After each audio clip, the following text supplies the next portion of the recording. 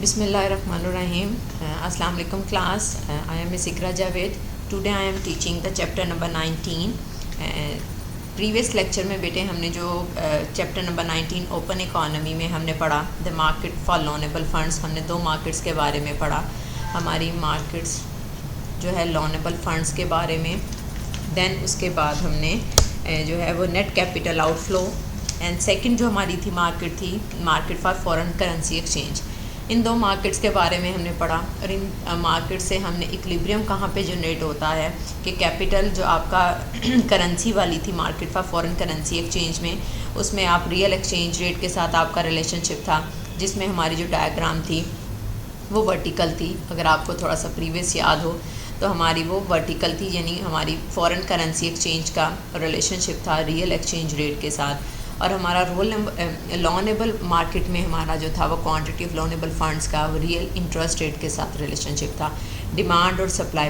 Then उसके बाद बेटे आज जो हमने पढ़ना है उसमें how policies and events affect an open economy, कि आपकी पॉलिसीज़ एंड इवेंट्स किस तरह से आपके ओपन इकोनॉमी के ऊपर जो अफेक्ट करते हैं। उसमें सबसे पहले हमने पढ़ना है government budget deficit, trade policies and political and economic stability. ये 3 पॉइंट्स हैं, इसको हम वन बाय वन डिस्कस करेंगे और देखेंगे जो हमने पिछली क्लास में बेटे हमने इक्विलिब्रियम पढ़ा था, उस इक्विलिब्रियम को किस तरह से हम मैनेज करेंगे इन पॉलिसीज़ के ज़रिए। सबसे पहला जो बेटे हमारे पास पॉइंट आता है government budget deficit. Government budget deficit क्या होता है? देखें, डेफिसिट का हमने पहले ही वर्ड पढ़ा हुआ है कि डेफिसिट में क्या होता है कि आपकी जब एक्सपोर्ट्स या इंपोर्ट्स या स्पेंडिंग या आपका रेवेन्यू, उसके बारे में हम डिस्कस करेंगे। अब देखें, गवर्नमेंट की स्पेंडिंग जब बढ़ जाती हैं यानी उसके अखराजात बढ़ जाते हैं उसके रेवेन्यू से, तो हमारे पास बजट डेफिसिट होने लग जाता है। तो उससे क्या होगा कि बजट डेफिसिट जब होता है बेटे तो हमारी नेगेटिव पब्लिक सेविंग हो जाएंगी और जिससे हमारी नेशनल सेविंग ऑटोमेटिकली क्या हो जाएंगी, रिड्यूस हो जाएंगी। मीन्स इस चीज़ को आप इस तरह से देखें, हमारी यहाँ पर बजट डेफिसिट कैसे होगा। बजट डेफिसिट का मतलब है कि आपकी जो गवर्नमेंट की स्पेंडिंग जो है, गवर्नमेंट की स्पेंडिंग जो है वो ग्रेटर देन हो जाएंगी हमारी उसकी रेवेन्यू से। जब हमारी स्पेंडिंग और रेवेन्यू जब ग्रेटर देन हो जाता है तो हमारा बजट डेफिसिट हो जाता है।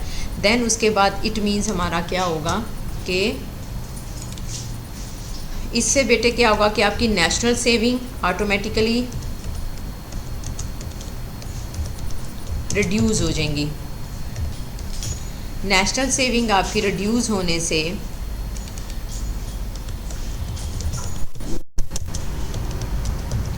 आपकी नेशनल सेविंग रिड्यूस हुई। नेशनल सेविंग का आपको पता है बेटे, सम ऑफ हमारा क्या था, पब्लिक प्लस हमारा जो है वो प्राइवेट सेविंग है। ठीक है, मीन जैसे ही हमारे मुल्क में डेफिसिट की कंडीशन आई है, गवर्नमेंट का बजट डेफिसिट होता है, तो उससे क्या हुआ, बजट डेफिसिट का मतलब क्या है, स्पेंडिंग ग्रेटर देन हमारे रेवेन्यू से। क्लियर। उसके बाद नेशनल सेविंग हमारी उससे रिड्यूस होना शुरू होगी और नेशनल सेविंग क्या होता है, the sum of the public and the private saving.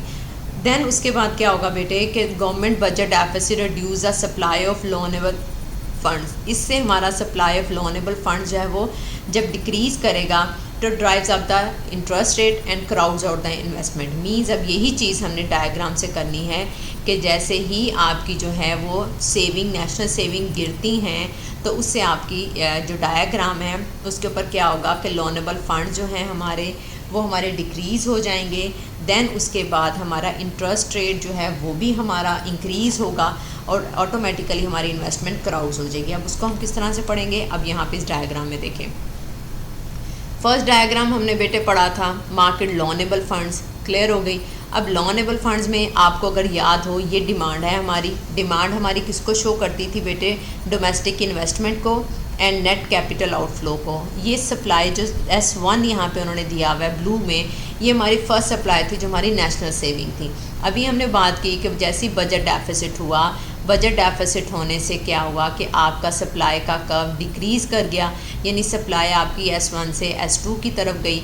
तो उसी डिमांड के ऊपर एक नया पॉइंट आता है हमारे पास B पॉइंट। क्लियर? इस B पॉइंट पे देखें, पहले आपका रेट ऑफ इंटरेस्ट R1 था, अब आपका रेट ऑफ इंटरेस्ट R2 हो जाता है।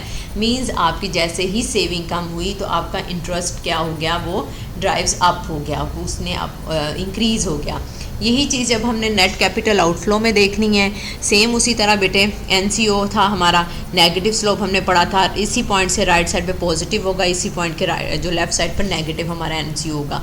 अब इसमें देखें, इसी पॉइंट के ऊपर अगर जो आपकी पहली पॉइंट थी, उसी जो हमने पहले इक्विलिब्रियम किया था, same as it is diagram बेटे, अगर आप लोगों को ये वाली याद हो कि सप्लाई डिमांड आपका नेट कैपिटल आउटफ्लो के आपने जो पॉइंट था वही हमारी सप्लाई थी और वही हमारी डिमांड थी, ये इक्विलिब्रियम पॉइंट था। अब इसी डायग्राम में सप्लाई को हमने पीछे ले जाना है, सप्लाई हमारी पीछे जाएगी तो ऑटोमेटिकली उससे इफेक्ट्स क्या आएंगे। जैसे देखें, सप्लाई हमारी लेफ़्ट साइड पर जाती है, उससे देखें अब इसी पॉइंट को इधर लेके आओ तो ये R2, इसी को नीचे लेके आओ तो सप्लाई का पूरे के पूरी net capital outflow reduce the supply of dollar to be exchange into foreign currency. Means आपकी पूरी की पूरी सप्लाई का कर्व जो है वो वर्टिकली आपका लेफ़्ट साइड पर शिफ्ट हो जाएगा। तो उससे अगेन आपका क्या होगा, which cause the real exchange rate to appreciate. अब आपका यहाँ पे रियल एक्सचेंज रेट क्या हो जाएगा, वो इंक्रीज़ कर जाएगा। ये सिंपल सी बेटी इस डायग्राम में हमने फैक्ट बताया कि बजट डेफिसिट के से क्या होगा कि आपकी नेशनल सेविंग जो है वो कम हो जाएंगी, आपका इंटरेस्ट रेट जो है वो बढ़ जाएगा, लोनेबल फंड्स में सप्लाई को डिक्रीज़ करेंगे तो हमारा रेट ऑफ इंटरेस्ट इंक्रीज़ करेगा और हमारी इन्वेस्टमेंट के साथ साथ उसमें इंक्रीज़ करेंगे और हमारा सारा फॉरेन रियल एक्सचेंज रेट जो है वो अप्रिशिएट हो जाएगा। ठीक है।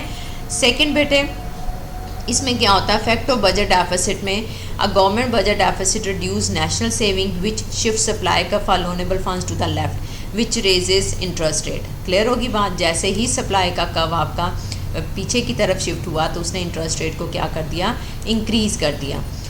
देन उसके बाद क्या होता है, higher interest rate reduce net foreign investment. अब जैसे इंटरेस्ट रेट ज़्यादा होगा उसने क्या किया, आपकी फॉरेन इन्वेस्टमेंट को रिड्यूस करना शुरू कर दिया। देन उसके बाद आपकी क्या होगी, फॉरेन करेंसी मार्केट के ऊपर क्या हुआ, decrease in net foreign investment reduce the supply of dollar to the exchange into foreign currency, this cause the real exchange rate to appreciate. अब उसमें क्या हुआ कि आपका अगेन सप्लाई का वर्टिकली लेफ्ट साइड पर शिफ्ट हुआ जिसने आपका रियल एक्सचेंज रेट को अप्रिशिएट कर दिया। ठीक हो गया, यानी आपकी तीनों मार्केट्स में आपने इस चीज़ को क्लियर कर दिया। देन बेटे सेकंड हमारे पास आ जाती है। इसमें बेटे आपने सिंपल सा प्लीज़ देखना है कि डेफिसिट की वजह से आपकी सप्लाई का कर्व पीछे जाएगा जिससे आपकी इन्वेस्टमेंट जो है, रेट ऑफ इंटरेस्ट इंक्रीज़ होने से इन्वेस्टमेंट आपकी डिस्करेज होती चली जाएंगी और उसके बाद आपका जो डॉलर की आपका एक्सचेंज रेट में फॉरेन करेंसी में उसके ऊपर अफेक्ट आएगा और एज अ रिज़ल्ट आपका जो रियल एक्सचेंज रेट है वो आपका अप्रिशिएट हो जाएगा। नेक्स्ट बेटे हमारे पास आ जाता है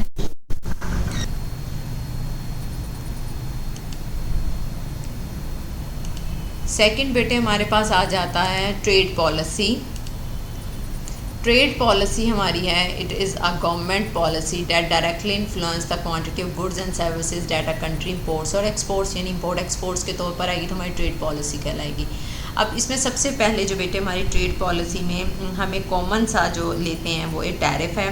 टैरिफ क्या होता है कि a tax on an imported goods, और इम्पोर्ट कोटा क्या होता है, a limit on the quantity of goods produced abroad and sold domestically, यानी अब्रॉड में बाहर में प्रोड्यूस्ड हो रही है और आपकी यहाँ पे डोमेस्टिकली आके सोल्ड हो रही है। Because they do not change national saving. अब ट्रेड में क्या होता है कि अब ट्रेड पॉलिसी में कि they do not change national saving और domestic investment, trade policy do not affect the trade balance. Clear होगी बात? मीन्स फिर उसके बाद for a given level of national saving and domestic investment, जो हमारी लोनेबल फंड्स वाली मार्केट है वो एज इट इज़ वही इक्विलिब्रियम रहेगा बेटे जो हमने बात की। The real exchange rate adjust to keep the trade balance the same. Trade policy have a greater effect on the micro economics than and the macro economics. Trade policy ज़्यादा हमारी micro economics than the macro के ऊपर जो है वो ज़्यादा affect करती है। देन बेटे आ जाता है कोटा। क्या होता है कि effect of an import quota, because of foreigners need dollars to buy US net exports there is an increase demand for dollars in the market for foreign currency. तो क्या होगा कि the leads to the appreciate of the real exchange rate. अब उन्होंने क्या करना है, increase करना है रियल एक्सचेंज रेट को। तो इट मीन्स अब हमारी जो इस ट्रेड पॉलिसी में बेटे सबसे ज़्यादा मैंने अभी आपको कहा लोनेबल फ़ंड्स के ऊपर कोई इफ़ेक्ट नहीं आएगा। लोनेबल फ़ंड्स की हमारी जो इक्विलिब्रियम होगा वो एज इट इज़ रहेगा, और जो अफेक्ट आएगा वो हमारा रियल एक्सचेंज रेट के ऊपर आएगा। अब रियल एक्सचेंज रेट के ऊपर अफेक्ट कैसे आएगा बेटे, इस तरह से कि there is no change in the interest rate because nothing happens in the loanable fund market. Clear, यानी हमारे लोनेबल फंड मार्केट में किसी तरह से कोई इफेक्ट नहीं होगा। क्यों? क्योंकि उसके ऊपर हमारा डिमांड सप्लाई का जो इक्विलिब्रियम था वो एज इट इज़ रहेगा। There will be no change in the net exports, हमारी नेट एक्सपोर्ट्स के ऊपर भी कोई इफेक्ट नहीं आएगा। There is no change in the net foreign investment even though and import quota reduce imports. अब क्या हुआ कि अब फॉरेन इन्वेस्टमेंट के ऊपर भी हमारा कोई इफेक्ट नहीं हुआ। हाँ, कोटा की वजह से हमारी इम्पोर्ट्स क्या हो जाएंगी, कम हो जाएंगी। अब ये an appreciate of the dollar in the foreign exchange market encourage imports and discourage exports. अब उससे इम्पोर्ट कोटा से क्या होगा कि बेटे आपकी जो इम्पोर्ट्स हैं कोटा इंक्रीज़ करेगा डिमांड फॉर द डॉलर, जिससे आपकी demand for the dollar increase करेगी। तो जो हमारी फॉरेन करेंसी एक्सचेंज मार्केट है उसमें हमारा डिमांड का कर्व क्या होगा, वो इंक्रीज़ कर जाएगा, जिससे आपका रियल एक्सचेंज रेट हमारा इंक्रीज़ हो जाएगा। अब उस वो डायग्राम से अब ये देखें, same as it is diagram है। लोनेबल फंड्स मार्केट में डिमांड सप्लाई आपकी इक्वल है, ये आपका एक पॉइंट आ जाता है। नेट कैपिटल आउटफ्लो में आपकी ये डायग्राम है, इसमें एज इट इज़ आपका वही इक्विलिब्रियम रहता है, आपकी इन्वेस्टमेंट के ऊपर कोई इफेक्ट नहीं आता। देन लास्ट ये डायग्राम है, इसमें हमने बात की कि डिमांड फॉर द जो आपका डॉलर है वो इंक्रीज़ करेगा, तो आपका D1 जो है वो इंक्रीज़ करते हुए D2 की तरफ जाएगा।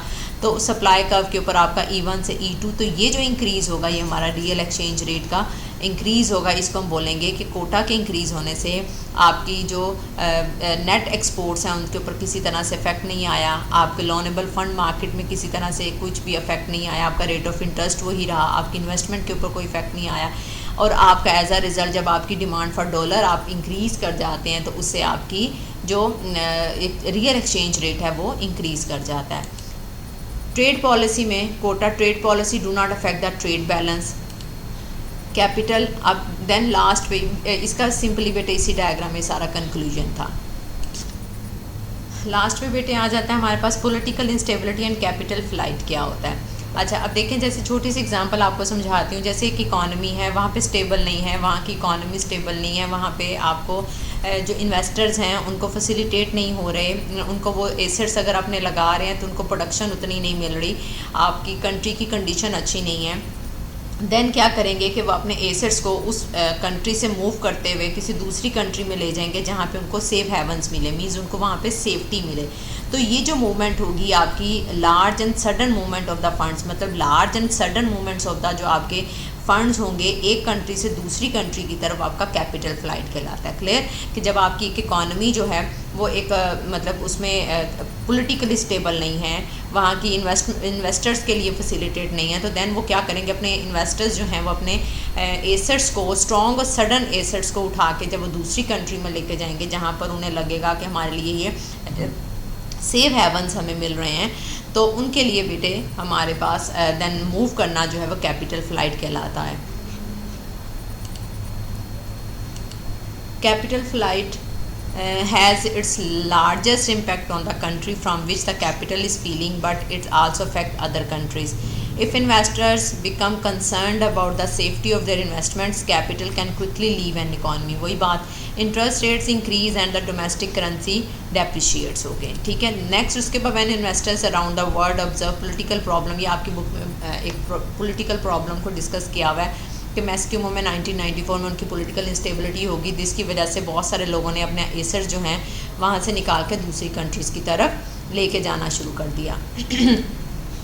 This increase Mexican net capital outflow, the demand for loanable funds in the loanable fund market increase. अब उससे वही बात बेटे अभी हम डायग्राम में क्या कि जब एक कंट्री से लोग अपने एसेट्स को उठा के दूसरी कंट्री में लेके जाएंगे तो आपके लोनेबल फंड मार्केट्स में आपकी डिमांड जो है वो इंक्रीज़ करना शुरू हो जाएगी, which increase the interest rate. This increase the supply of person in the foreign currency exchange market. Again देखें, पहले हमने किया कि आपकी डिमांड चेंज हुई, आपकी डिमांड के चेंज होने से जो फॉरेन एक्सचेंज मार्केट है वहाँ पर आपकी सप्लाई भी क्या होगी, वो इंक्रीज़ हो जाएगी। जैसे डायग्राम में देखें, आपकी फर्स्ट ये ब्लू कलर की सप्लाई, ब्लू कलर की डिमांड है, ये आपका इक्विलिब्रियम R1, ये इसी तरह आपका नेट कैपिटल आउटफ्लो में आपका ये, और लास्ट पे सप्लाई का S1। जैसे ही बेटे जो कंट्री में पॉलिटिकल इंस्टेबिलिटी हुई, इंस्टेबिलिटी होने से उन्होंने अपना आप जो है वो वहाँ पे मूव करना शुरू किया, तो डिमांड आपकी क्या हुई, demand for the loanable funds increase होगी, तो डिमांड का कर्व D1 हो गया। अब देखें उसने सप्लाई को किस पॉइंट पे काट रहा है, R2 पे, वही पॉइंट आगे ले जाएं तो आपका यहाँ पे फॉरेन एक्सचेंज मार्केट में आपका सप्लाई का कर्व जो है वो S1 से S2 की तरफ हो जाता है। तो यही चीज़ आपको यहाँ पे शो हो रही है कि जैसे ही हम जो है वो इंस्टेबिलिटी होती है तो फॉरेन एक्सचेंज मार्केट में आपकी सप्लाई जो होती है वो इंक्रीज़ हो जाती है। ये बेटे 3 डायग्राम्स हैं, इन तीनों डायग्राम्स को अच्छे से देख लीजिएगा कि क्या क्या अफेक्ट होता है। पेपर्स में आपको ये बनाना तो मुश्किल होगा, लेकिन ये है कि आपको अफेक्ट्स पता होने चाहिए कि बजट डेफिसिट से सप्लाई का कर्व किस तरफ को शिफ्ट करेगा और फॉरेन करेंसी एक्सचेंज मार्केट में क्या अफेक्ट होगा। देन उसके बाद आपने ट्रेड पॉलिसी में देखना है कि फॉर लोनेबल फंड्स मार्केट में आया चेंज आता है कि नहीं आता है, या आया फॉरेन एक्सचेंज मार्केट है वहाँ पर आपकी सप्लाई के ऊपर इफेक्ट आता है कि डिमांड के ऊपर। ये तीनों चीज़ें, और जो लास्ट हमने इफेक्ट ऑफ कैपिटल फ्लाइट के बारे में पढ़ा, इसमें बेटे आपकी लोनेबल फंड मार्केट में भी डिमांड इंक्रीज़ हो रही है और वहाँ से आपकी सप्लाई भी फॉरेन करेंसी एक्सचेंज मार्केट में इंक्रीज़ हो रही है। तो ये आपने डायग्राम्स अच्छे से देख लीजिएगा, तीनों डायग्राम्स। अगर इन केस आपको समझ नहीं आती है तो मेरा बेटा मुझसे पूछ लीजिएगा। लास्ट पे बेटे समरी है, आप इसको जो है वो रिकॉल कर लीजिएगा, जो कुछ हमने पढ़ा ये आप उसको जो है वो एक नज़र देख लीजिएगा। इस पूरे चैप्टर में आपने जितने हमने पॉलिसीज़ पढ़ी, हमने ओपन इकोनॉमी के बारे में, हमने अलग अलग मार्केट्स के बारे में पढ़ा, तो काइंडली इन सब चीज़ों को अच्छे तरीके से देख लें कि हमारी लोनेबल फंड्स क्या हैं, हमारी फॉरेन करेंसी एक्सचेंज क्या है, उनका इक्विलिब्रियम कहाँ है, और उसके बाद कौन कौन सी पॉलिसीज़ हैं जो हमारे इक्विलिब्रियम के ऊपर अफेक्ट करती हैं। तो ये सब पॉइंट्स जो हैं इनको देख लीजिएगा। अपना बहुत ख्याल रखिएगा। बहुत शुक्रिया। Thank you so much.